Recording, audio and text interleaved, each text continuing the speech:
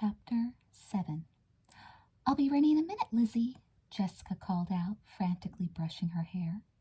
Gee, she thought, it seems like every Monday morning is the same. No matter how hard I try, I'm always late getting ready for school. Jessica darted down the stairs. "Sorry," she told Elizabeth, feeling a little out of breath. "I'm really ready this time, I think." Elizabeth leaned against the front door, an amused expression on her face. "If you're really ready, Jess, where's your backpack?" "My backpack?" Jessica gasped, turning around.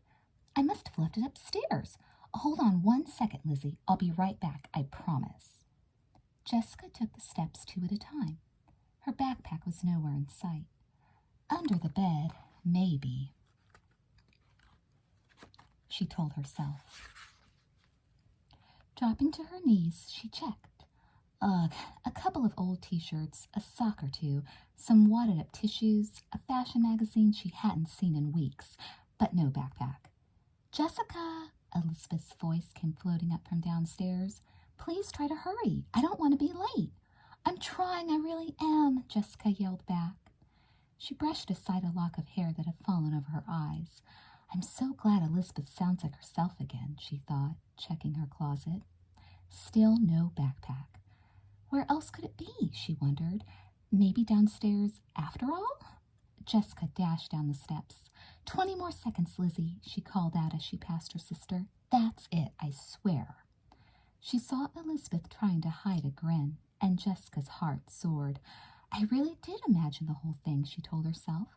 Elizabeth being mean, the mask, winking, everything. The backpack wasn't on the sun porch. It wasn't in the living room, the dining room, or the bathroom. Jessica ran upstairs to check her room again. "If it isn't here," she told herself angrily, it was. "Oh, for goodness sakes," Jessica grumbled, grabbing her backpack from her desk. She sprinted for the stairs. "At least I'm getting some exercise," she told herself. Jessica zoomed down the stairs and into the front hall. There she stopped short. Elizabeth was gone. Jessica looked around her in confusion. "Lizzie?" she called. "Maybe she's in the bathroom?" Stephen poked his head around the corner from the dining room. He shoveled an enormous spoonful of cereal into his mouth. "She left," he said, with his mouth full. "Huh?" Jessica stared at him. Stephen swallowed. "I said she left. Walked out the door a couple of minutes ago while you were upstairs. Slammed it, too. Didn't you hear it?" "Elizabeth slamming doors?" No," Jessica stammered. Stephen nodded. "Good. Then she probably didn't knock down my telescope. If she's messed it up so I can't see the lunar eclipse on Friday, I'll pulverize her." He popped another spoonful of cereal into his mouth and began to chew it. Jessica was struck by a sudden fear. "Stephen, did you actually see her leave?" Stephen rolled his eyes. "Did I ever?" he snorted. "She was just standing there, and then she reached into her pocket and pulled out that mask she wore the other day." Jessica held her breath. "And then suddenly it was wham!" Stephen continued, gulping the cereal. "And I swear, Jessica, if your sister screwed up my telescope, I'm going to—" But Jessica was already out the door. Jessica ran as fast as she could. "Where are you, Lizzie?" she wondered, nervously twisting the straps of her backpack. She strained her eyes. Elizabeth was nowhere in sight. As Jessica reached the old Luna place, she felt a sudden chill in the air. Funny, she thought, it was warm when I left. There was a single light glowing in the attic window of the old house. With a start, Jessica noticed that the attic window was shaped just like a crescent moon. But she didn't have time to get upset over windows shaped like the moon. All she knew was she had to find Elizabeth. Jessica rounded the corner. Now the air felt warm again. Up ahead she saw a familiar figure. "Lizzie," she called, "wait up." Elizabeth kept walking, not even turning around. "Lizzie," Jessica cried again, a pleading note in her voice. She dashed across the street, scarcely even noticing the car that put on its brakes just ahead of her. "Elizabeth!" Panting, Jessica caught up with her sister by the end of the next block. To her dismay, she saw that Elizabeth's face was completely covered by the evil-looking mask. Why didn't you wait? Jessica demanded, her breath coming in gasps. And why are you wearing that horrible thing? I happen to like it, Elizabeth said, her voice muffled. What's the matter? You got a problem with that? She walked faster. But, as Jessica hurried to keep up, her foot caught a crack in the sidewalk. She lost her balance and lurched into Elizabeth, knocking her off stride. Quickly, she reached out to catch her sister and steady her. Oh, I'm sorry, Lizzie, she groaned. Excuse me. Elizabeth's voice was harsh and spiteful. There's no excuse for you. She thrust her chin up high and kept walking. No excuse for you? Jessica felt her cheeks turn red with shock. Elizabeth had never, ever said such a thing before, she told herself. Never, not even as a joke. Lizzie, she began, tears stinging her eyes. She wiped them away and reached for her sister's hand, but Elizabeth shook her off violently. You're such a klutz, Elizabeth continued. You're almost as bad as Amy. No, I take it back, she added, shaking her head. You do? Jessica asked in a small, hopeful voice. You're worse. To Jessica, Elizabeth's words felt like a steel trap closing around her heart. You're even more pathetic than Amy Sutton. Than Amy? Jessica thought in disbelief. Other kids sometimes made fun of Amy. Jessica herself occasionally joined in, but not Elizabeth. Never. Jessica began to sputter. Lizzie, what are you saying? Amy's your friend. Learn to talk English, Elizabeth said coldly. They had reached the door to the school. Take my advice, Jessica, she continued. Stop being such a wimp. She threw open the door and marched through. When Jessica tried to follow her in, Elizabeth gave the door a mighty push. It swung shut with a bang 2 inches in front of Jessica's nose. Jessica stared at it dumbly, and when the tears began to fall, Jessica didn't even try to wipe them away. Hi, guys, Elizabeth said cheerfully at lunchtime as she approached the table where Amy and Maria were sitting. She had left her backpack with the mask inside it in her locker. Hi, Maria looked up for a moment and then glanced at Amy. Elizabeth plunked her tray down with a laugh. Is that all I get? Just a hi? She teased her friend. How about, oh great, it's Elizabeth. She opened her carton of milk. Maria raised an eyebrow at Amy and turned to Elizabeth. We didn't expect to see you here today, she said slowly. Elizabeth looked at Maria with surprise. Don't I always sit here? After last night, we weren't sure you'd want to, Amy said sadly. Elizabeth set down her sandwich and stared at her friends. After last night? What are you talking about?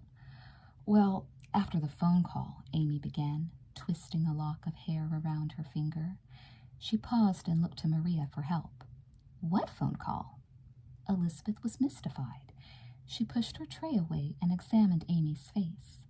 The phone call we made to you last night, Amy said helplessly, not meeting Elizabeth's eyes. When you answered and said, she gulped. You called me last night? Elizabeth tried to think back. She rested her chin in her hands. I don't think so, she said slowly. Somehow it was hard to be sure, but she'd remember Amy calling her, wouldn't she? Are you sure you talked to me? Maria sighed and smiled. There's our answer, Amy, she said. Her whole body seemed to relax. As she turned to her friend, it must have been Jessica after all. Slowly, Amy's face lit up. It must have been. She gave Elizabeth an affectionate smile. I'm so glad. Elizabeth was still bewildered. Please tell me what's going on, you guys, she begged. This conversation's going a little too fast for me. We called your house last night, Amy explained, and Jessica answered and pretended she was you. She took a sip of her own milk. We had an idea for a Halloween costume, but Jessica said some pretty rude things about it. Rude things? Elizabeth frowned. Like what? Amy turned red. Well, she began. Maria shrugged. Just plain rude things, that's all, she interrupted. And what's really amazing is that she even convinced your mom she was you. She shook her head in disgust. She did? Elizabeth was shocked.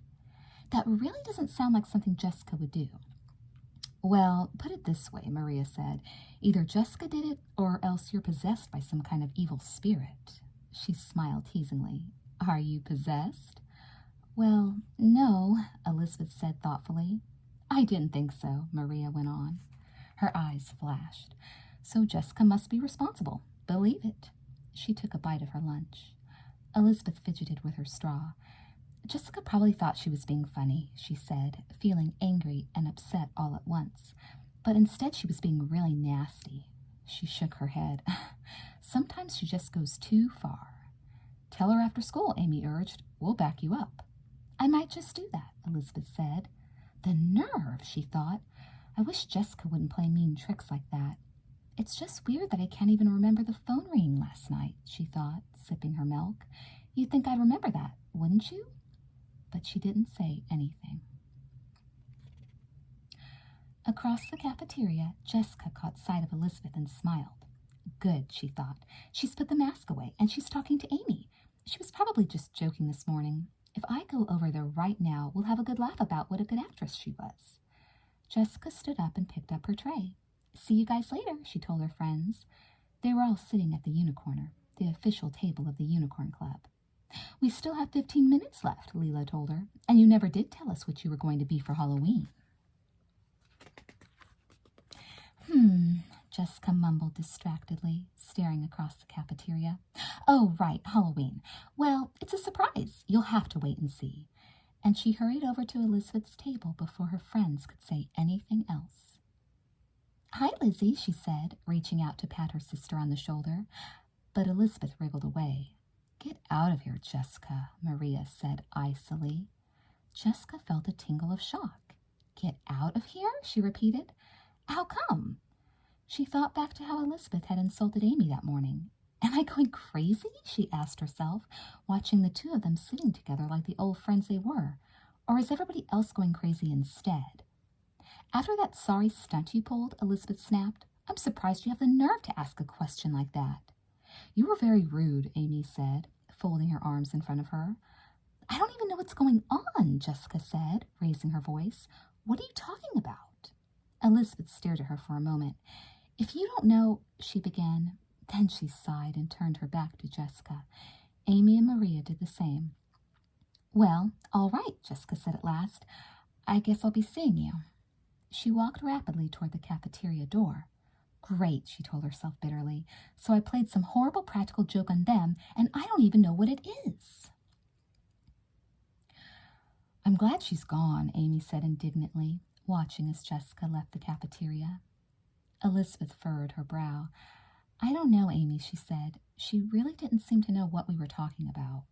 Maria snorted. It's an act, she said firmly. It's gotta be. Remember what Mandy said at the slumber party? You're not taking that seriously, Elizabeth exclaimed. Of course not, Maria said with a smile. But Jessica did, don't you remember? And I wouldn't put it past her to play a joke like this just to see if she could help make the prediction come true. Remember? She spoke in a low voice, imitating what they had heard at the party. Sisters beware, she repeated. Then there was something about a friend becoming an enemy. A great evil will turn a friend into an enemy, Elizabeth quoted, a little surprised. It was kind of strange how she could remember Mandy's exact words. Whatever. Maria tossed her crumpled napkin on her tray. Anyway, listen to the great idea we have for a Halloween costume. Quickly, she explained the tricycle idea. So what do you say? You'll join us, right? Elizabeth hesitated. It sounds good, she said at last, but there's this mask I was thinking of using for my costume. Maria waved her hand dismissively. Well, there's no reason why you can't wear a mask and still be part of the tricycle, right, Amy? Amy shrugged. Why not? Elizabeth nodded. All right, she said. I'll think about it. But she knew secretly that she wouldn't. It didn't matter how great the tricycle idea sounded or that Amy and Maria were counting on her. She didn't want to be part of a tricycle. She only wanted to wear the mask. Chapter 8. This is totally crazy, Jessica told herself Monday after school. Nothing is making sense anymore. I've got to talk to Elizabeth. She walked out the front entrance and stood on the steps, looking around for her sister. If I can just find her and have a good talk with her, Jessica muttered to herself. I'll ask her what this joke is I'm supposed to have played on Amy and Maria, and I'll tell her I just plain don't like her behavior. That's all there is to it. And a voice from behind her interrupted. Whose behavior don't you like?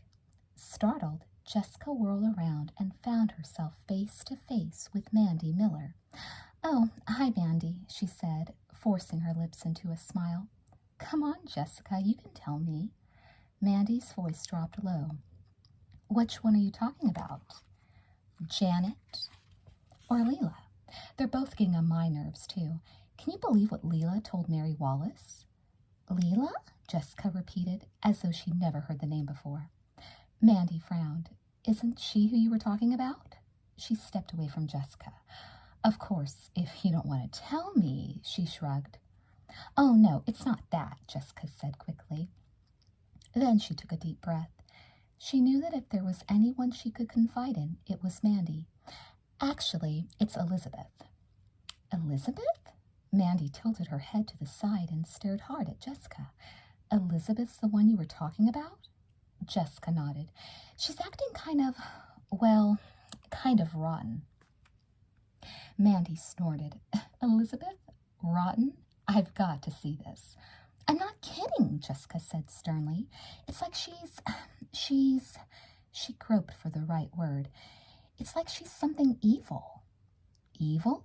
Mandy put her hands on her hips. We are talking about Elizabeth, aren't we? Wait a minute. Jessica had just thought of something. Remember the seance, Mandy? She asked, rushing to get her words out. Mandy looked blank. The seance, Jessica repeated impatiently. You know, the one we had last Friday night? Was it only 3 days ago? When you said that something evil would come into our lives. What are you talking about? Mandy asked. She doesn't remember, Jessica told herself. A creepy sensation began to run through her body. Still, she couldn't stop talking. You said at the seance that something evil would happen between two sisters. Yes, you did, she added firmly, as Mandy opened her mouth to object. You said that something evil would turn a friend into an enemy. Those were your exact words, and it's happening. My sister is turning into my enemy, and I don't even know why. With a start, Jessica realized that she was yelling. She looked down and saw that she had rolled her hands into fists. Mandy backed away. Anything you say, Jessica. Listen, I'm just late. Well, I'll be seeing you around. She ran down the steps without looking back. You did say that, you know, Jessica said softly as she watched Mandy turn the corner. You really did. She remembered how Mandy's lips hadn't moved that night, or at least your body said it, she added to herself. Lizzie, wait up! Jessica had given up on waiting for Elizabeth on the school steps. She'd started to walk home, then spotted her twin ahead of her. She must have left school by the back door. I wonder why she didn't go out the front as usual, Jessica asked herself, struggling to catch up. Elizabeth didn't turn around. Hey, Elizabeth Wakefield, Jessica yelled, a little louder. That did the trick. Elizabeth turned around, and Jessica noticed with relief that the skeleton mask was nowhere in sight. I've been looking all over for you, Jessica said reproachfully as she finally reached her sister's side. Listen, Lizzie, we really need to talk. What about? Elizabeth asked. She swung her backpack off her shoulder and unzipped one of the pockets as she walked. I think you know what about, Jessica said. It's because you've been so unbelievably mean the last couple of days. Jessica realized she sounded a little harsh, but she couldn't help it. Do you know you're being so mean? She added. If there's something bothering you, Lizzie, we can... Jessica broke off as her twin took her skeleton mask out of her backpack and put it on. That horrible laugh came out from behind the mask. Jessica winced. Where do you think you're going anyway? Elizabeth demanded. Jessica swallowed hard. Home, she answered meekly. How come you aren't going to one of your stupid club meetings? Elizabeth asked nastily. I mean, has anyone ever told you that unicorn is an incredibly dumb name for a club? What do? Sit around and eat oats all day long? Hee-haw! She kicked her leg out like a mule. Jessica's mouth dropped open. Elizabeth? Oh, don't tell me, Elizabeth continued, pretending to yawn. You just weren't invited. Your so-called friends are having a party without you. They're sick of you, that's all. Through the mask, Jessica could see Elizabeth's eyes staring right at her, only somehow they didn't look like Elizabeth's eyes exactly. Or maybe they've borrowed all your clothes by now. Is that it? Elizabeth went on. Jessica began. She looked at her sister in horror. It's like Mandy at the slumber party, she told herself. It's not just the eyes, it's the voice. None of it is really hers. She almost wanted to check to see if Elizabeth's lips were moving, but she didn't dare. She tried again. Typical idiotic answer, Elizabeth said, tossing her head. With one elbow, she pushed Jessica off the sidewalk. Get out of my way, loser. Loser? Jessica was stung to the core. Don't you talk to me that way, she burst out. Then, before she knew what she was doing, Jessica snatched the mask off Elizabeth's face and flung it to the ground. Her fingers tingled strangely where they had touched the mask, almost like an electric shock. What do you think you're... Elizabeth began. Then her face softened. She took a deep breath and smiled. What's going on, Jess? She asked gently. Jessica felt weak and dizzy with confusion. You were very mean to me just now, Elizabeth, she said in a small voice, studying her sister's face. Are you Elizabeth now? She wanted to ask, or are you something else? I don't like it when you're mean to me. Oh, Jess, Elizabeth said, I'm so sorry. She reached out and patted her twin's hand. I'm so sorry if I hurt your feelings. Jessica managed to smile, though her eyes had filled with tears. Please don't call me that ever again. I won't, Elizabeth said. Cross my heart and hope to die. She smiled. Call you what, by the way? Jessica felt a rush of alarm. She doesn't know why she's apologizing, she told herself. It's almost as if she's forgotten, or like she never even knew. But Jessica didn't feel like explaining. She wanted to forget the whole thing herself. Come on, Lizzie, she said, pulling her sister along before she could pick the awful mask back up. Let's go. We can make chocolate chip cookies or something, okay? Sure, Elizabeth said, but she had broken away. Jessica whirled around and saw Elizabeth on the curb, picking up the mask and stuffing it into her backpack. Okay, I'm ready, she said brightly, standing up and grinning at Jessica. Let's go. But Jessica stood frozen with dread. As Elizabeth breezed cheerfully by her, she noticed the moon just peeking over the horizon. It's practically full, Jessica thought with a shiver. It also looked strangely red. At that moment, Mandy's words of the sands came back to her. Watch the rising of the moon, she recalled the voice saying, and watch your sister. I'm trying, she thought desperately. I really am, but I don't even know if I'm doing it right. Unbelievable. Up in his bedroom, Stephen fiddled with a few knobs on his telescope. I'm going to be famous, he muttered. Famous with a capital F. He looked through the eyepiece. There it was all right, fading after a few minutes, but still pretty clear. The moon rising blood red over the horizon. I've never seen this before, Stephen told himself happily. I bet no one has. His astronomy teacher, Mrs. Nicholas, was going to be amazed at his discovery. They'll probably give me the Nobel Prize, Stephen thought, reaching for his moon chart. Whistling to himself, he found a bright red marker and tested it on the edge of the paper. Not quite, he thought, examining the shade of red. Not bloody enough.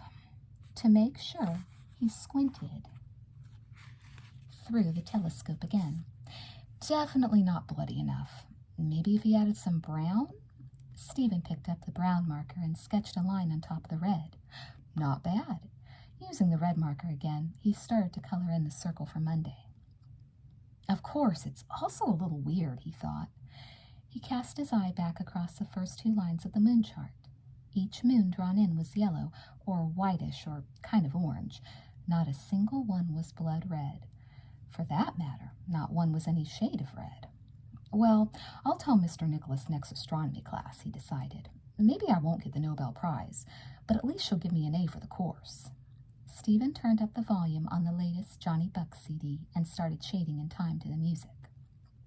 There was a knock on the door. Stephen sighed. "Come in," he called out. Jessica came into the room, a worried expression on her face.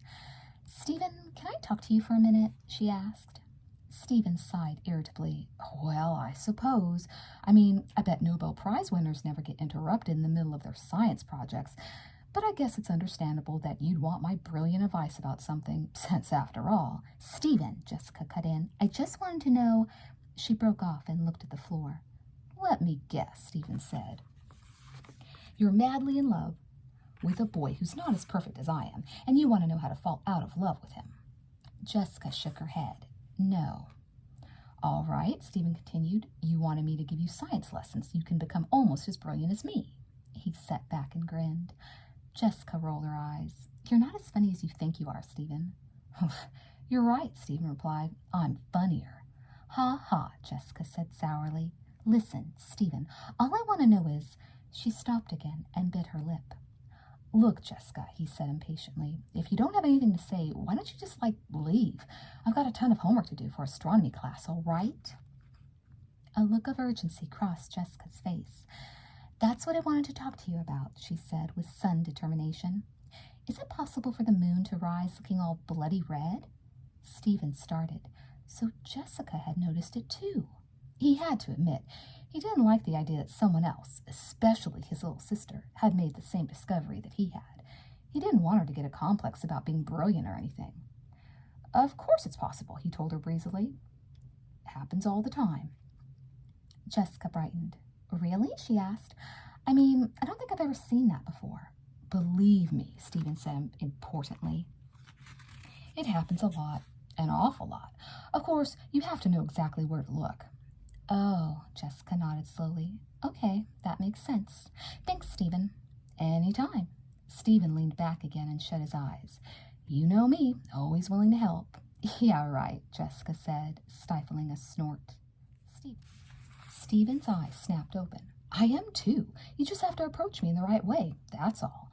Just say, 'Stephen, my dear and wonderful brother, would you help me with this homework problem that I'm too stupid to understand all by myself?' And you'll get results, I promise." Jessica snickered. "You wish." "Elizabeth does it," Stephen argued. "She does not." Jessica's face grew serious. "By the way, Stephen, have you noticed any changes in Elizabeth lately?" "Changes?" Stephen scowled. "Yeah, changes," Jessica said, staring at him. "Like being nicer or, meaner." She swallowed hard. "Or something." Stephen shrugged. "What are you asking me for?" he asked. "Elizabeth is Elizabeth, period. She's always been Elizabeth, and she'll always be Elizabeth." He sighed. "Don't get me wrong, nothing against the kid, but can you imagine just going on being Elizabeth forever?" He shuddered and glanced at his moon chart. "Anyway, I'm much too busy with my astronomy to notice anything like that. Hey, you want to see something really neat?" He got up and walked to the corner of the room. "I made this really great model of the moon." "No, thanks," Jessica said lightly, walking toward the door. "What?" Stephen exclaimed. "How can you say no?" "It's easy, actually," Jessica said from the doorway. Stephen folded his arms. "Yeah, well, you'll be sorry when I get famous. I can see the headlines now. 'Great scientist's sister never bothered to pay attention to his experiments.'" Jessica laughed hollowly. "Why don't you try to pass 9th grade first?" she suggested, backing out the door. "You'll be sorry," Stephen yelled after her. He picked up the brown marker and finished shading in the circle on the moon chart. The brown and red mixed well. Almost too well, he thought, as he put the cap back on the brown. "It looks bloody, all right." And compared with the rest of the colors in the chart, it certainly looked weird. Suddenly, at the sight of the blood-red moon on his chart, Stephen shivered. As far as he knew, no one had ever seen a moon like before. So what made it red tonight?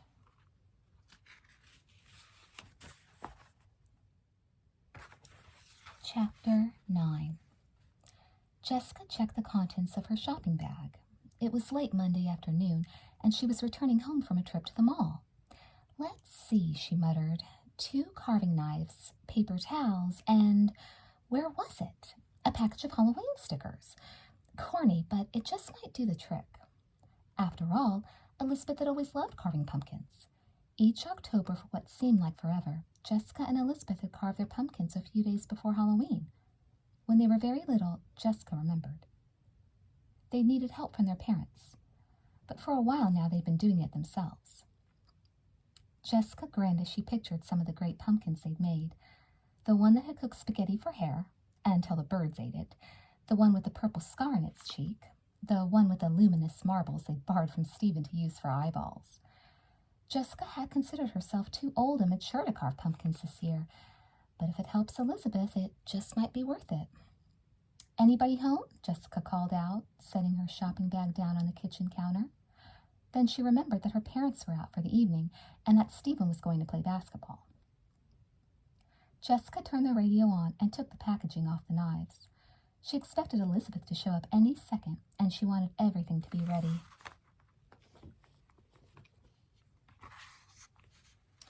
Jessica rolled up her sleeves and spread some newspapers on the counter.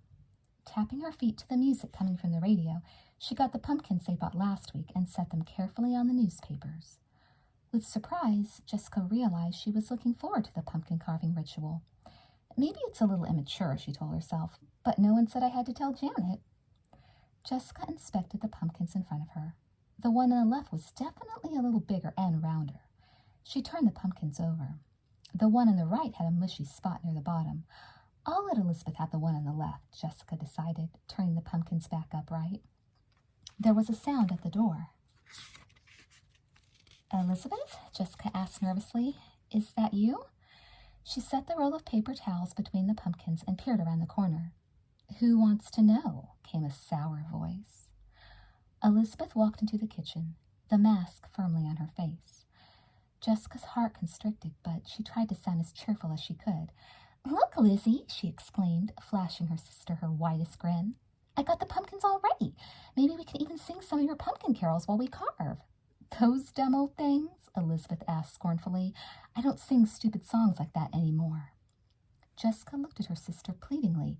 "But just last week and I don't think much of this little kid music either," Elizabeth said, stepping over to the radio and switching it off.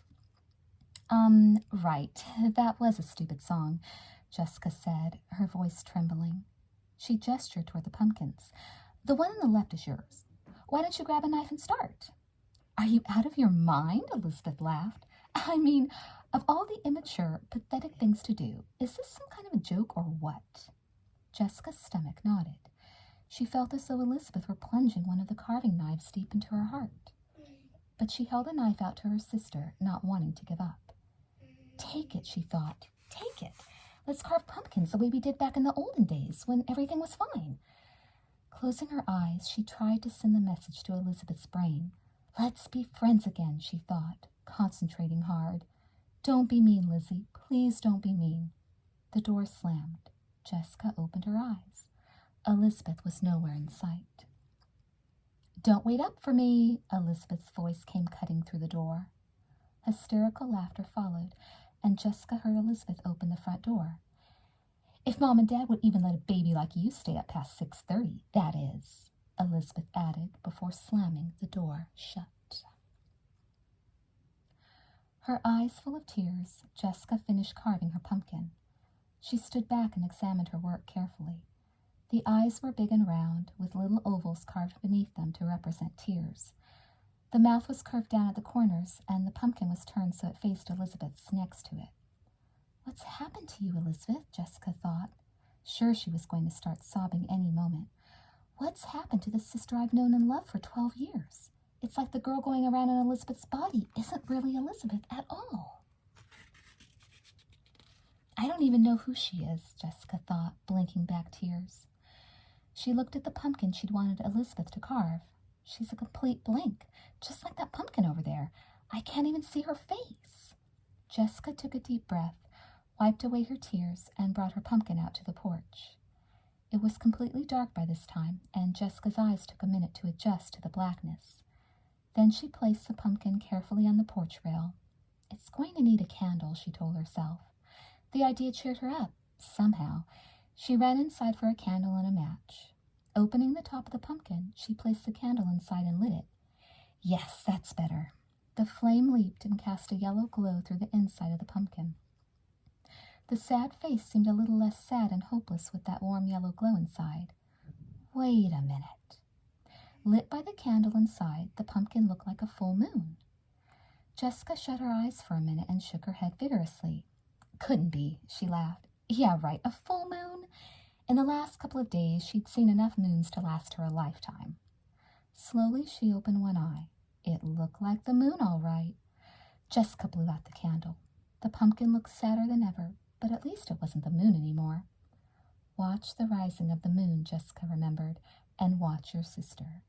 For crying out loud, what had Mandy been talking about? Jessica heard footsteps coming up the sidewalk. She stared out into the night. Elizabeth? Jessica? Came a familiar voice. Jessica squinted to see better. Good, she thought, no mask. Lizzie, she ventured, come take a look at what? Elizabeth took the porch steps 2 at a time, but as she looked around the porch, her mouth opened wide. Oh, Jess, she exclaimed, you carved your pumpkin, and you didn't even wait for me. We always do it together. Jessica could only stare. But, she stammered. Elizabeth looked at her with distress, waiting for her to continue. I wanted to carve the pumpkins with you, but a little while ago you, Jessica broke off, not wanting to repeat what Elizabeth had said to her earlier. Elizabeth's eyes were filled with pain and confusion. I what? She asked, her voice cracking a little. What did I do a little while ago? She really doesn't remember, Jessica told herself, horrified. She really doesn't remember what happened just a few hours ago when she was wearing the mask. At that moment, Jessica caught sight of the mask in her sister's pocket. The mask is poisoning her, she realized with sudden certainty. It's making her into someone evil whenever she wears it, and when she takes it off, she forgets everything that happened while she had it on. Jessica crossed the porch and gently put an arm around her sister. I'm really sorry, she said softly. I just wasn't thinking, that's all. She gave her sister an awkward hug. Well, I wish you had, Elizabeth sniffled, but she made no move to push Jessica away. I'm thinking now, Jessica told herself. She clutched Elizabeth harder with her right hand. With her left, she gently reached around her sister's back and groped for the mask in her pocket. A little further. Ah! You can carve your pumpkin later, Jessica said in her most soothing voice. I'll help you, if you like. Slowly she pulled at the mask. It began to slide smoothly out of Elizabeth's pocket. I don't know. Elizabeth buried her head into Jessica's shoulder. If you don't want to, that's fine too, Jessica added. The last part of the mask seemed to be stuck on something. Frantically, Jessica worked her fingers around it from the other direction. There! She raised the mask over Elizabeth's head and slipped it into her own pocket. It felt like a weight had been lifted off her own heart. Why don't you go up and rest for a little while, Jessica asked. We're on our own for dinner. I'll bring you something, okay? Okay.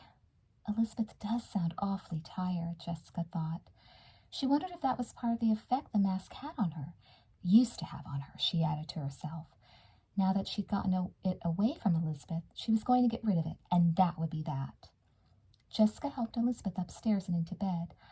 I don't think you have a fever, she said, checking her sister's forehead. I bet you'll feel better soon. Will you ever, she thought. Thanks, Elizabeth smiled up at Jessica. Hey, Jess, she murmured sleepily. I'm sorry if I hurt your feelings about the pumpkins. I know you wouldn't have done it without a really good reason, okay? Okay. Jessica smiled at her sister and turned out the light. See you later. As she left the room, she made sure to hold the mask so Elizabeth couldn't see it. Just in case, she told herself. Coming back into the kitchen, Jessica hid the mask under a pile of old newspapers waiting to be recycled. Tomorrow I'll bury it or something, she promised herself. Feeling much better than she had in several days, Jessica went out to the porch and looked at the pumpkin she carved. It looked awfully sad, but she decided to keep it just to remind herself. She lit the candle again. The pumpkin still looked like a full moon, but somehow it didn't bother Jessica so much. It's over, she thought happily. It's all over. An hour later, Jessica rapped on Elizabeth's door. She held a tray with a steaming hot bowl of chicken soup and a folded peanut butter and jelly sandwich on wheat bread, just the way Elizabeth liked it. Lizzie, she called softly. There was no answer. She must really be asleep, Jessica thought with surprise. She turned the doorknob and peeked in. That's funny. The light's on. Elizabeth wasn't in her bed. Elizabeth? Jessica asked. Frowning, she took a step through the doorway. Elizabeth was sitting at her desk. Then she whipped her head around. Stop bothering me, loser, Elizabeth hissed through the gruesome mask that was once again covering her face. Jessica screamed. Dropping the tray, she sprinted for the front door and out into the night.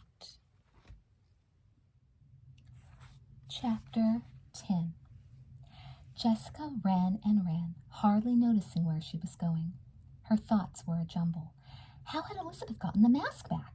How had she figured out where it was? And what had made her go get it? Did the mask have some kind of power over her even when she wasn't wearing it? Jessica's heart was beating wildly, and at last she couldn't run any farther. She leaned up against a fence. Her breath came in great shudders, and tears began to pour down her cheeks. Elizabeth, Elizabeth, she cried silently. Elizabeth, come back to me. Her sobs grew louder and louder, but she didn't care if anyone heard. She cried harder than she had ever cried before, until finally she was too exhausted to cry any longer. Wiping her eyes on her sleeve, she looked up. The air was misty and cold. The streetlights were glowing faintly. The moon was poking through the clouds. Was it her imagination, or was it larger and redder than usual? Shivering from fear and the cold, Jessica decided she'd better go home. If Elizabeth still has the mask, I'll lock myself in my room and play music as loudly as I can till Mom and Dad get home. Right. And I won't answer if she knocks on the door, no matter what. And if she isn't wearing the mask, then I'll find the mask myself. And then I'll what? Jessica realized that she didn't even want to touch the thing. I'll bury it in the backyard, she said softly, her words echoing in the empty, foggy street. No, Elizabeth would dig it back up again. I'll flush it down the toilet. No, it'd just back everything up and make a terrible mess. Then what? Then I'll eat it, Jessica promised herself with a shiver. Determined, she took a step toward home and touched something warm and furry.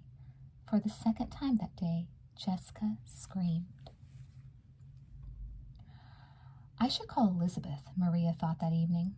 She was sitting on her bed, trying to do some reading for her English class, but she couldn't concentrate. I wonder if Elizabeth's decided about the tricycle costume. Maria punched in the Wakefield's number. The phone rang 4 times and the answering machine clicked on. This is the Wakefield residence, Jessica's voice said perkily. We're sorry that no one is here to answer your call, but if you leave your name and a very short message after the beep, we'll get back to you. There was a pause, but no beep. Except if you're a really cute guy, Jessica's voice went on. Then you can leave as long a message as you like. The beep sounded. Hi, Elizabeth, it's Maria, she said into the receiver. Hi, even to Jessica, if you're the one that gets this message. I guess I'm ready to forgive you. Oh, and sorry I'm not a really cute guy. Anyway, Elizabeth, call me back if it's not too late when you get home, okay? Maria was about to hang up when there was another noise on the other end of the phone. Anyone there? Maria asked. A muffled, angry voice came onto the line. Maria? It snapped. Maria winced at her tone. Jessica? She guessed. I'm trying to call Elizabeth, if you don't mind. Jessica? The voice snarled. What do you mean, Jessica? You're not Jessica? Maria frowned. But if you're not Jessica, then this is Elizabeth, you idiot, the voice declared. Maria gasped. It's only a dog, Jessica realized as she looked down at the pavement. Just a little dog. Even so, Jessica found herself shrinking away from it. Nice boy, she told it uncertainly. Are you supposed to reach your hand out toward a dog you don't know, or keep your hands behind your back? She wondered. Nice doggy. She couldn't remember, so she put one hand out and the other behind her back, just in case. Good boy. The dog whimpered and looked up at her. Are you hungry? Jessica asked it, hoping it wouldn't decide to attack her. Oh, she started. The dog had a bright orange face. Jessica stared hard at the dog. Her heart was racing. This is the dog, she told herself. It's the dog that gave Elizabeth the mask. The dog whimpered again. What's wrong, boy? Jessica frowned. The dog was turning around and walking slowly away from her. Here, doggy, doggy, doggy, she whistled. The dog stopped and looked at her, but didn't move in her direction at all. This is crazy, Jessica told herself. Here I am on a deserted sidewalk trying to get a stupid dog to pay attention to me. Hey, boy, she cried, clapping her hands. The dog gave a low bark. Trotting away, it turned its head around over its neck as if to say, "Come with me." "You're totally nuts if you think I'm going to do that," Jessica informed it. "After what you did to my sister? What do you want to give me? A pair of ruby slippers that will turn my feet evil?" But before she realized what she was doing, Jessica had started to follow the dog. The dog turned around and gave her a look. Its face didn't look like a dog's face. It looked like a moon. Prickles shot up Jessica's spine. "Okay," she said, shivering. "You lead on, I'll follow you." The dog moved quickly through the streets, sometimes so quickly that Jessica almost lost sight of it in the mists. Once Jessica tried to catch up, but when the dog began to run, she slowed back down. After 5 minutes, they were back in Jessica's own familiar neighborhood, outside the old Luna place. The dog stopped next to the fence, looking directly at Jessica. Behind the dog, Jessica could see the towers of the old mansion. "Stay out of here," she thought fearfully. But the dog was moving again. It slid gracefully under the fence and stood on the other side. "That's funny," Jessica told herself. "It's almost as though he knew exactly where to go, which means—" Jessica's heart thundered. "Which means," she told herself grimly, "that the dog probably lives here." Maria clutched the phone, not sure if she could believe her ears. "Elizabeth? You want to do something about it?" Elizabeth's voice jeered. This is Maria," she stammered. "Oh, please." The voice at the other end of the phone sounded disgusted. "Can't you get it through your thick skull that I have absolutely zero interest in talking to you and your other dweeby friends?" "My what?" Maria suddenly felt dizzy. This can't really be happening, she tried to tell herself. "What are you, deaf?" Elizabeth asked, her voice cracking with venom. "It's Maria Slater," she mimicked, turning Maria's name into a sing-song. "Well, Maria Slater, will you please, that's Please, in case you can't spell, hang up the stupid phone and get off the line? Betsy Martin might call." "Betsy Martin?" Maria's head spun. Betsy Martin was one of the meanest kids in the school. Elizabeth had always done her best to avoid her. "Betsy's even too mean to be a unicorn." "Yes, Betsy Martin." The voice sounded irritated. "Is your life so incredibly boring that you have to repeat everything I say?" Maria bit her lip. "It can't be, Elizabeth," she assured herself. It just can't be." "Jessica," she said angrily, "why are you trying to fool me?" But there was only silence. Whoever was on the other end of the line had hung up. The dog whimpered again and rubbed its back against one of the fence posts. Jessica sighed impatiently. "What are you trying to tell me, boy?" Her eyes flicked back and forth and came to rest on a section of the fence that was missing. "Oh, no," Jessica said aloud. "No way, Jose. You're not getting me to go in there." She jammed her hands down into her pockets and turned around. The dog whimpered again. Jessica willed herself to put one foot in front of the other and head home, but she seemed stuck to the sidewalk. "Do it," she hissed. Though her brain was working overtime, her feet weren't paying attention. The dog gave a series of short yaps. Slowly, Jessica turned back. As though in a trance, she stepped through the hole in the fence and into the yard of the old Luna place. The dog led her around a corner and up to a window. Jessica shivered. There were probably spiders in there, she thought. The paint on the windowsill was peeling badly. Trembling a little, she pressed her nose up toward the glass. Ugh, spider webs. Holding her breath, Jessica peered through the glass. At first, all she could see was darkness. "Dog?" she asked. "Here, boy?" There was no answering bark or whimper. Jessica looked down, but the dog wasn't where it had been a second ago. With a frown, Jessica looked left and right. No dog. It had vanished. "Get out of here this instant!" Jessica's brain shouted at her. But once again, her body refused to listen. Nervous and jittery, Jessica leaned closer to the window. Whatever the dog is up to, she told herself, it must have something to do with this window. I wonder what's inside. She strained her eyes to see. Was this something moving, she thought, jerking back? No, just the reflection of the tree branch in the breeze, she told herself, laughing nervously at her fear. Once again, she braced herself against the windowsill and stared inside. A shelf, she thought, and a table. She took a closer look. Or is it a coffin? Jessica wanted to shut her eyes tight, but she didn't. It was almost as though the old house had hypnotized her. There's danger here somewhere, she told herself. She could feel her heart hammering as her eyes became better adjusted to the gloom inside the house. Crumbling plaster on the walls. A vampire bat! No, not a bat, she told herself quickly. Just a coat, that's all, nothing to be afraid of. Jessica took a deep breath. And a crescent moon. That's strange, Jessica said aloud, her words breaking the stillness of the night. It was comforting somehow to hear her own voice. Now, why would there be a crescent moon inside? All at once, Jessica's heart leaped into her mouth. Something was touching her shoulder. Without daring to turn around, Jessica screamed and screamed until a hand clapped itself roughly over her mouth.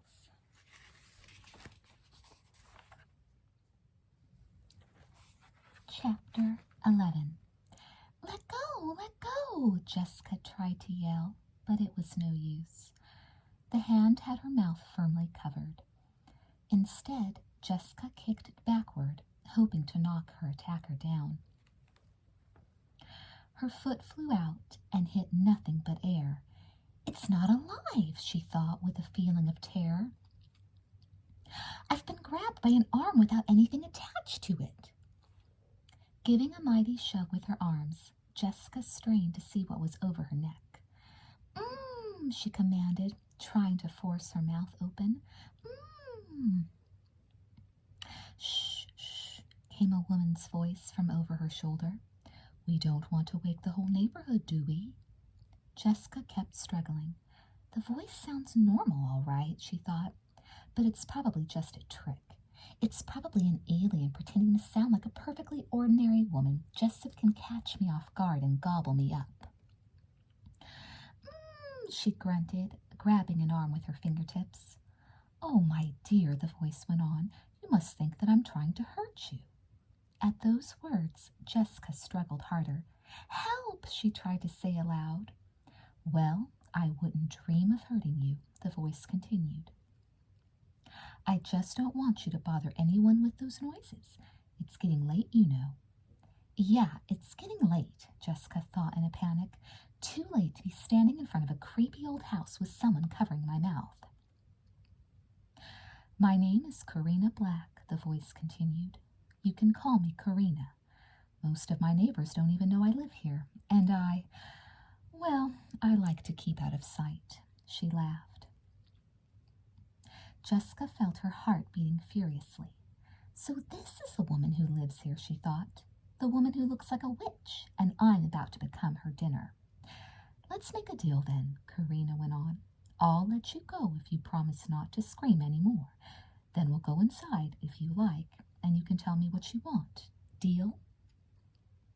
What choice do I have? Jessica wondered. She nodded. Good, Karina said with a laugh, removing her hand from Jessica's mouth. Her body numb with fear, Jessica turned around. Karina had long black hair hanging below her waist. Her bright green eyes shone in the moonlight, just like a cat's. Jessica couldn't help thinking.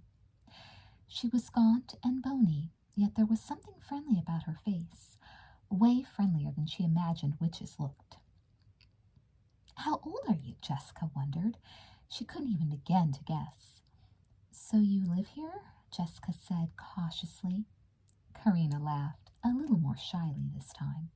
Yes. Some people say you're a witch, Jessica spoke slowly. Do they? Karina's bright green eyes burned into Jessica's own. She smiled. Tell me you're not a witch, Jessica pleaded silently. Just in case, she took a step back. Bumping against the house, she gasped, Oh! Why don't we go inside? Karina suggested. Her eyes sparkled. It's cleaner than you think. No cobwebs? Jessica wanted to know. Well, a few. Karina reached for Jessica's hand. Come on, let's go. I'll show you the way. Don't do it. Don't do it, Jessica warned herself. But once more, her body disobeyed. Karina led her through a rusty screen door and inside the old Luna place. The living room was definitely cleaner than Jessica had expected. A little cleaner, anyway. Sit down, Karina said, pointing to an old green sofa with horsehair pillows. Jessica checked the cushions for cobwebs before she sat down. No cobwebs, she thought, but plenty of dust. I haven't vacuumed in what seems like centuries, Karina explained with a pleasant laugh. Can I get you something to drink?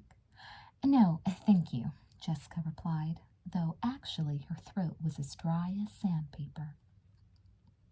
Are you sure about that? Karina pressed, smiling kindly. Jessica blinked. It's like she knows what I'm thinking. Well, yes, please.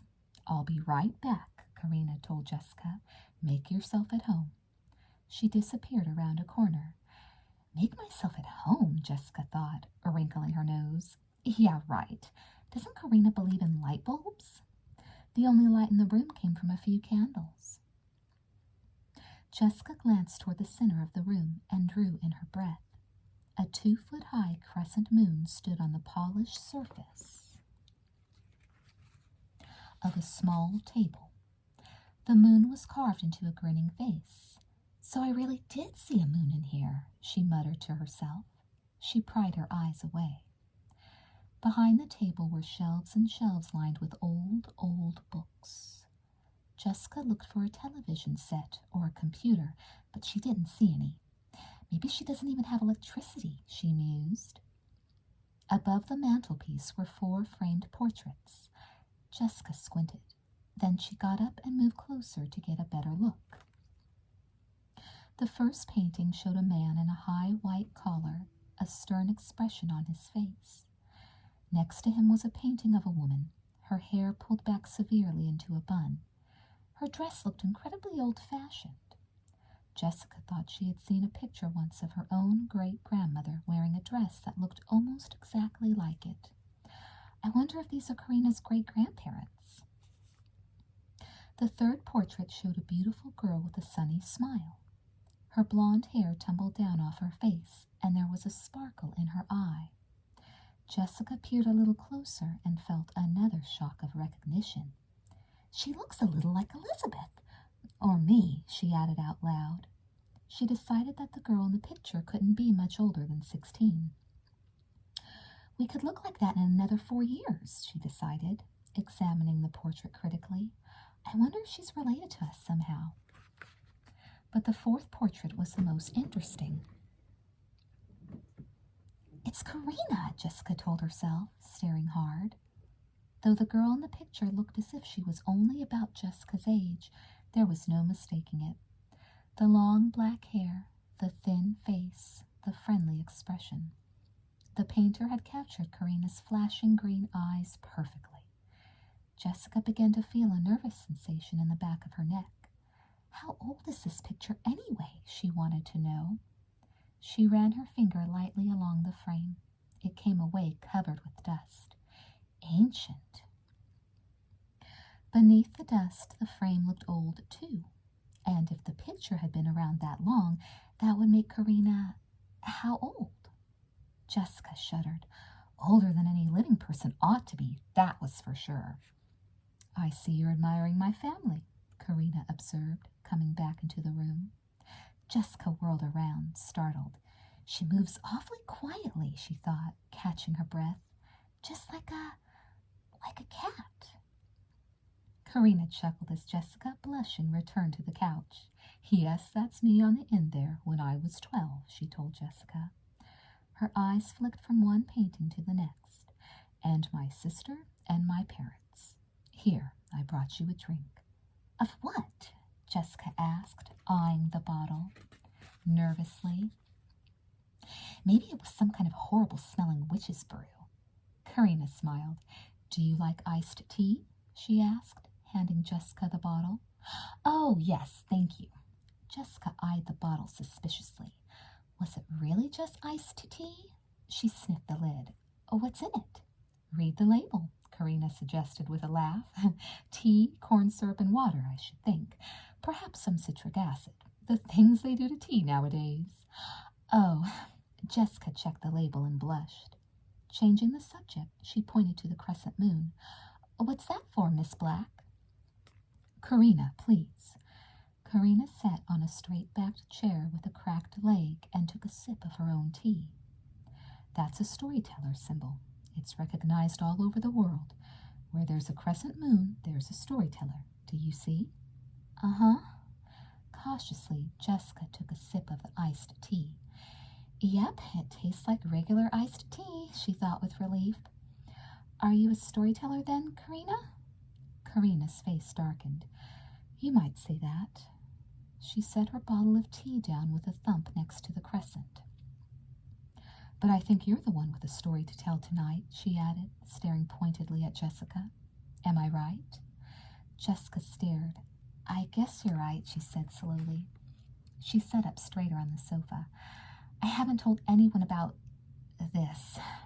She wasn't sure why, but suddenly she wanted to tell Karina about Elizabeth and the horrible mask. Karina seemed kind and also very wise. Only Jessica didn't know if she could get the words out. Karina smiled at her sympathetically. It's all right, she said soothingly. Have another sip of tea and take your time. I won't try to rush you. Cross my heart. Jessica swallowed some more tea, took a deep breath, and began. When the story was over, Karina sat in silence, her hands folded in her lap, her green eyes focused on something in the distance. Jessica tried to follow her gaze. It looked as though she were staring up at the family portraits over the mantelpiece, but in the flickering candlelight it was hard to be sure. So, Jessica prompted, breaking the quiet. So do you have any ideas for me? She cleared her throat. I mean, do you know where the mask came from, or what it wants? Karina sat staring as though she were in a trance. She shook her head slightly. No, she whispered. No, it can't be. What? Jessica leaned forward, speaking louder in her impatience. What's wrong, Karina? As she spoke, she felt a chilly wind in her face. It seemed to be coming from the crescent moon on the table. Tell me. That mask had been buried for 40 years, Karina whispered, half to herself. Jessica felt a sinking feeling in the pit of her stomach. Why? She asked, afraid that she already knew the answer. Because Karina paused and licked her lips nervously with a long, pink tongue. Because the mask carries a deadly curse. Jessica felt her heart sink. Now she was sure of it. The mask was doing something terrible to Elizabeth. I have to do something, she thought, her mind racing. How can I get rid of the curse and save Elizabeth? She asked aloud, her eyes begging Karina to give her an answer. Karina shook her head. I'm afraid defeating the curse is beyond my powers. It can't be. There must be something you can do, Jessica cried, springing up from the sofa. Once more she felt like crying. I know. If I steal the mask again and bury it, maybe you can tell me where it was buried before? Jessica's fists clenched and unclenched. Or if I take it far enough away, it can't possibly come back again. Can it? She asked hopefully. Karina looked at her helplessly. Perhaps you're right. But you don't think I am. Jessica sank back into her seat. No, I don't, Karina said gently. And there's another thing, too. She reached out a bony hand to touch Jessica's knee. The mask can take hold of the wearer forever, if it is worn long enough. Jessica gasped. The words seemed to bore right through her heart. You mean that after a while it wouldn't help even if I buried it? She asked, swallowing hard. Karina looked grim. I'm sorry. The more Elizabeth wears the mask, the more it will take control of her. Then I've got to do something, Jessica said. She forced her body to be calm. Or is it... An awful thought had just struck her. Oh, Karina, is it already too late? I don't think so, Karina assured her. From what you tell me, I believe you still have a few more days. Jessica sighed with relief, but Karina quickly cut in. However, I'm afraid that's all. Jessica's mind reeled. Cut it into tiny pieces. Feed it to the neighbor's dog. Take it to the post office and mail it to Siberia. Something, anything. Thank you so much for the tea, Karina, she said, her words a jumble. I have to. There was one thing more, Karina cut in. What is it? Jessica asked, not wanting to listen to the answer. Watch the rising of the moon, Karina said, her voice soft but intense. Jessica shuddered. That's what Mandy said, she remembered. If your sister wears a mask through the rising of the moon, that will hasten the time when the mask takes full possession of her. Jessica's whole body went cold. She thought back to the afternoon. Today I pulled the mask off her face just as the moon rose, she told Karina. Karina nodded gravely. A good thing. You did well. Thank you, Karina. Jessica drank the last bit of her tea and dashed for the door. Thanks for everything. I've got to go. See you around. Jessica tore around the corner and back out the door. Through the window, she could just see Karina sitting in her broken chair, staring sadly at the pictures of her family.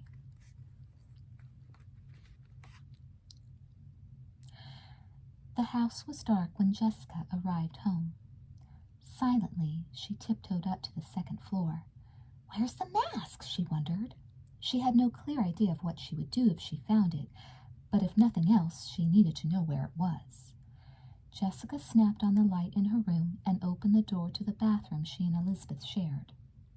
Crossing in front of the sink, she opened her twin's door a crack. Elizabeth was in bed, asleep. Jessica opened the door a bit wider. The mask, she muttered to herself. Luckily, it wasn't on Elizabeth's face. Jessica studied her sleeping sister's expression. Karina's sister does look like you, she thought. Then she sighed, which doesn't help me find the mask. On tiptoe, Jessica walked over to Elizabeth's chest of drawers. But before she reached it, she saw something that made her gasp. A corner of the mask was sticking out from under Elizabeth's pillow. Quickly, Jessica went to Elizabeth's bedside. She touched the rubbery material of the mask with one hand. Ugh! Shutting her eyes tight, she pulled as hard as she could. But when she did, Elizabeth muttered in her sleep and grabbed her pillow tighter. Though the mask stretched, it didn't move. With a sigh, Jessica let go and waited for Elizabeth to relax her grip. Turn over, Elizabeth, she whispered, praying her sister would somehow pick up the message. Elizabeth murmured something and clutched the pillow tighter. What was that? Jessica leaned closer. Elizabeth repeated it. Jessica thought it sounded a little like the moon, the moon. That did it. Jessica had to get the mask away from her sister. With one hand, Jessica picked up Elizabeth's wrist and tried to lift it off the pillow. She was ready to pull the mask out with the other hand before Elizabeth could wake up, but she couldn't pry Elizabeth's hand from the pillow. She seemed to be holding on with all her might. Elizabeth murmured more loudly, and this time Jessica understood her words perfectly. The moon, Elizabeth wailed, frowning in her sleep. She was clutching the pillow more tightly than ever. Jessica backed away. It was obvious that her twin wouldn't let her have the mask just like that. Elizabeth seemed to be guarding that mask with her life. Chapter 12. That night, Jessica dreamed she was in Karina Black's house, and there were moons everywhere. Huge orange full moons, little tiny yellow crescents, moons hanging from the ceiling, moons bolted to the floor. As for Karina, she was nowhere in sight. Jessica stumbled among the moons, looking for something, but she couldn't figure out what. Whatever it wasn't on Karina's table, and it wasn't on the shelves. Then Jessica looked up at the portraits and gasped. The painting of Karina as a young girl was gone, and Karina herself was standing inside the frame. Her eyes stared out at Jessica with an expression of terrible sadness. Jessica turned away from the awful sight and faced the portrait of Karina's sister. To Jessica's horror, the girl in the portrait was changing. The blonde hair was pulled back into a ponytail, The face narrowed slightly, and a dimple appeared in her cheek. Jessica recognized the girl in the portrait all right. She was Elizabeth. Jessica couldn't tear her eyes away. The painting of Elizabeth seemed to spring to life before her eyes. The eyes screwed up, and a single tear began to drop down Elizabeth's face. Suddenly Elizabeth began to cry out in the saddest voice Jessica had ever heard. Oh, Jess, help me. Wait a minute. Jessica sat bolt upright in bed and switched on the light. She wasn't dreaming. Elizabeth really was calling her name. Jess, oh, Jessica. Elizabeth was standing over Jessica's bed. Her eyes were red as if she'd been crying. Elizabeth, Jessica gasped. What's wrong? She reached out for her sister's hand. I don't exactly know, Elizabeth began exhaustedly. I just feel all weird. Weird how? Automatically, Jessica reached for her sister's hand. She wanted to ask Elizabeth about the mask, but she was afraid to. Tell me. It's not that I'm sick or anything, Elizabeth told her. At least, I don't think so. She shook her head and sat down, leaning up against Jessica. It's just strange, like everything is changing somehow. It is, Jessica wanted to cry out. Instead, she wrapped her arms tightly around her sister. It'll be okay, she said soothingly, rocking her twin back and forth. Things will be fine, I promise. I hope you're right, Elizabeth said sleepily. Of course I'm right, Jessica assured her. I'm just glad you're here and not in your room with that mask. Suddenly, Jessica's eyes lit up. That's right, she thought. Elizabeth's not clutching the mask right now. In fact, she's probably too tired to even think about the mask. Now's the perfect time for me to grab it. Why don't I help you back into bed again, Jessica suggested, rubbing her sister's back. I'll tuck you back in and everything will be just fine. Elizabeth broke away. Thanks, but no thanks, she said, her eyes narrowing. Don't bother. I'll be okay. You just go back to sleep.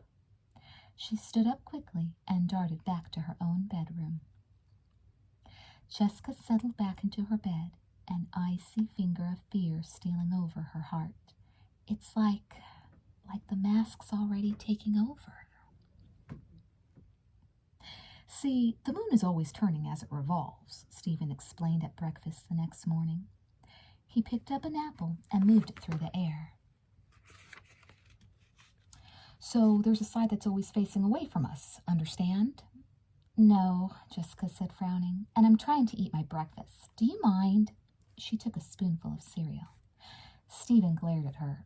How about you, Mom? He demanded. Did you catch what I was saying? Mrs. Wakefield glanced up from the newspaper she was reading. Sorry, Stephen, I wasn't listening, she said. Was it about astronomy again? Uh-huh, Stephen said happily. He picked the apple back up. See, the moon is always... Actually, Stephen, why don't you tell me later? Mrs. Wakefield looked at her watch and set her coffee cup down hastily. I have an important meeting this morning, and I should get ready. Stephen sighed, irritated, as his mother left the kitchen. How could anybody choose a meeting over astronomy? Just then, Stephen heard Elizabeth coming down the stairs. Funny how late she's been sleeping these days, he thought. He brightened as she came into the kitchen. Hey, Elizabeth, he greeted her. Want to see something neat? No possible way, Elizabeth snarled. She went to the pantry and started dumping cereal boxes onto the floor. Stephen stared at his sister. She was getting weirder and weirder. Dumping cereal boxes on the floor? Not even Jessica did that. Jessica was staring at Elizabeth, too, her brow furrowed. I'm glad you're not wearing that mask, Elizabeth. I hope you get out of my life, loser, Elizabeth snapped, tearing open a box of cereal and pouring it into her bowl till it overflowed. Whoa, you're making kind of a mess, Stephen pointed out. Sorry, Elizabeth said, not making a move to clean it up.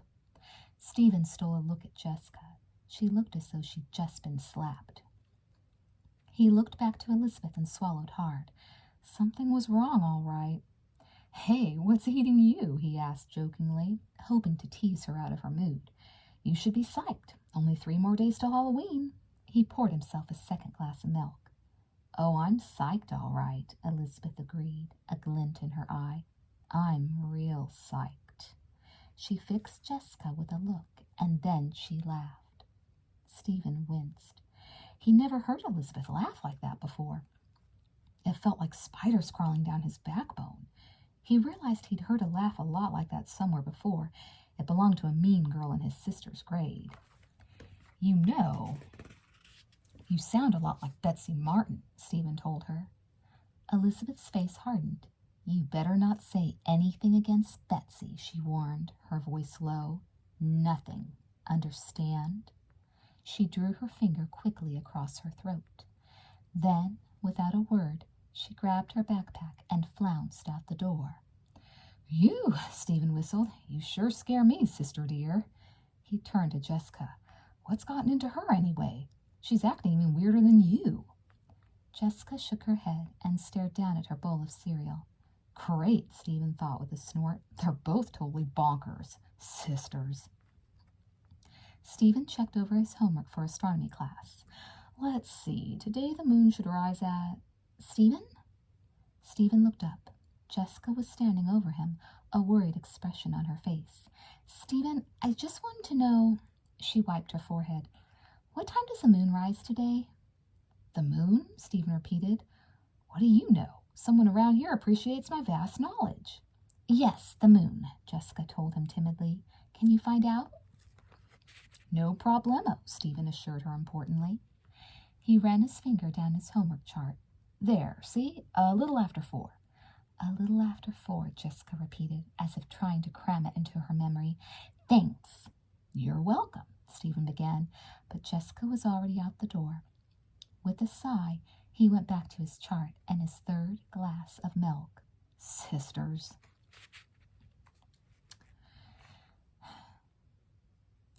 "If this is really cake, then I'm a frog," Amy Sutton announced to Maria Slater at lunchtime. Maria grinned. She took a bite of her own slice and chewed. I see what you mean." "I think it's flavored rubber," Amy said, dropping her fork back into her plate. She looked over her shoulder. "I wonder where Elizabeth is." Maria cleared her throat and leaned forward. "Actually, speaking of Elizabeth, something's going on, Amy. I wish I knew what." Quickly, she filled Amy in on her phone call to the Wakefields yesterday. Amy raised her eyebrows. "Do you think Jessica's playing tricks again?" "I wish I could say yes, but I'm really not so sure," Maria admitted. "I mean, why would Jessica keep on doing this? It's not like her." "It's not like Elizabeth either," Amy pointed out. "It's a lot less like Elizabeth, if you ask me." "I know, but..." Maria began. "There she is," she said, interrupting herself. "Hey, Elizabeth," she waved. "Hi, Elizabeth," Amy added, moving over to make room. Elizabeth walked past the table without stopping, her tray loaded down with 5 pieces of cake. "Who needs this bunch of goodies?" she snarled. Their mouths wide open, Maria and Amy watched Elizabeth head for Betsy Martin's table and sit down. "Okay, now I know for sure. No way is that Elizabeth," Maria said firmly. "It's got to be Jessica." She started up from the table. "Let's go over there and tell her what a jerk she's being." "Okay," Amy sounded doubtful. "But doesn't Jessica usually sit with the other unicorns?" She gazed down to where Elizabeth was sitting. "I mean, Betsy Martin?" Maria frowned. "It's Jessica," she said as firmly as she could manage. "If it isn't, then I'm the one who's a frog." She hurried across the cafeteria to Betsy's table. "Amy and I are sick and tired of your games, Jessica," she said sternly. "Please stop them right now." Elizabeth stared, contempt all over her face. "You think I'm Jessica?" she said with a sneer. "That little twerp?" "Who invited these clowns, huh?" Betsy Martin asked. "Not me," Elizabeth said, pretending to hold her nose. She laughed. "Clear out, you two," she ordered. She jerked her thumb over to the unicorn table. "If you want Jessica, look for her with the other babies who play clubhouse." Maria glanced at the unicorner. Oh, no. There was Jessica, all right. Unmistakably Jessica, sitting between Leela and Ellen. Jessica, staring over at them sadly and shaking her head. That's Jessica, this is Elizabeth, and I'm a frog. Maria looked down at the floor. She felt like crying. Ribbit, she muttered. It was one of the worst days of Jessica's life. All day long, from every direction, she heard the same sets of words over and over again. You need to have a talk with your sister. Hey, Jessica, what's wrong with Elizabeth today? Why is your sister so rude?